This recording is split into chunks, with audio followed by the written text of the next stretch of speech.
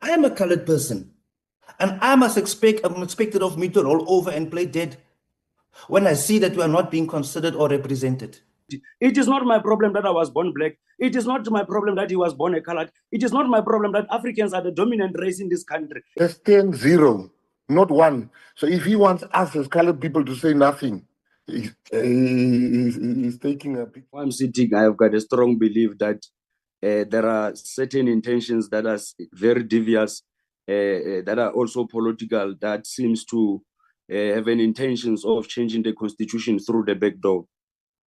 I'm saying this because of in every committee meeting, there is an impression that is finding expression in the committee meeting on and around the inclusion and incorporation of the colours and Indians in entities in a form of employment, Chairperson.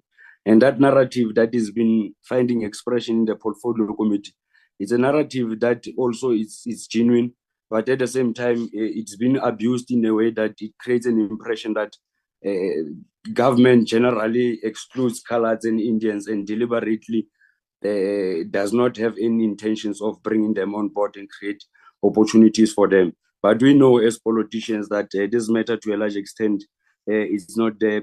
All processes are transparent. The equity employment plan is very clear, and the Employment Equity Act, as adopted by the constitutional parliament, by parliament of this country.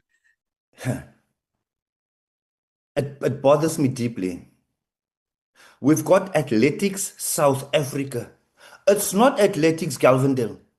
It's not Athletics Kailicha. It's not Athletics Mitchell's Plain. It's Athletics South Africa. And we don't see South Africans represented on that board. It is Black Africans in particular only. That is wrong. So my question there is, can the minister do something about it? I don't know. Therefore, I'm asking, can we do something about it? But we cannot have a board representing South Africa with one ethnic group representing the board only. That cannot be right. Then you are not representing South Africa. So I want to know, what can we do about that? You see, the issue that we have, I am a colored person, and I'm expected of me to roll over and play dead when I see that we are not being considered or represented.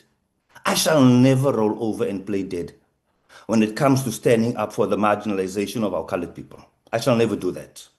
If you want me to be quiet about it, include us in opportunities and representation, then I'll be quiet. But for as long as there's an absence of us being represented, you know, when I look at a white person as a colored, there's everything of that white person that's in me. If I look at a black person, a Chinese person, an Indian person, I am human. I look at the white person, I am human. If I look at the black person, I am human, because everything of you is in me. I am a human. I am human, I am you, I am you, I am you. So why are you still having that evil spirit in you when it comes to having to acknowledge and recognize us when the table is being laid and the opportunities are there? That time is gone. I shall never roll over for anybody who have a problem. And I always find the disturbing, uncomfortable fact, which is, it's only those ones who are benefiting from these opportunities who's got the most to say when people like myself and others cry foul for not being represented as colored people, white people, Indian people. It cannot be right. I shall never, ever stop fighting for our colored people has not been liberated yet. Like it or not, when we were... Chairperson, can I raise on a point of order? Yeah, there we go. Because you are one of the beneficiaries. Honorable members.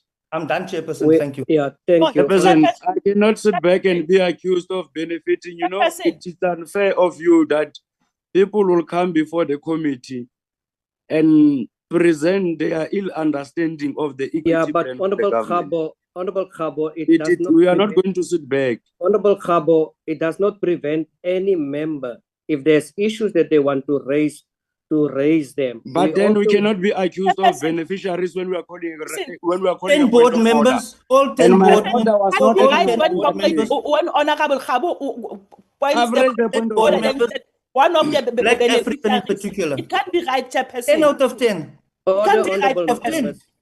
Honorable No, members. 10. It can't be Order. right. 10 out Order, of 10. honorable Chairperson, I'm members. calling a point I of cannot- order.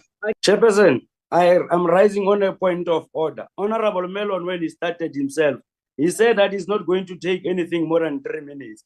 And he was above 3 minutes. That was the purpose of my point of order. However, Chair, I'm going to plead with yourself to stop behaving like a prophet, as in when we call a point of order, deciding on our behalf as to what is it that we are going to raise. But second to that, Chairperson, it cannot be right when I call a point of order in line with the meeting procedures. The Honorable Mellon would want to come up and say that I'm one of the beneficiaries. It's a statement that is wrong and it's a behavior that is wrong. It cannot be right, Chairperson, that you will allow such a behavior from an honorable member.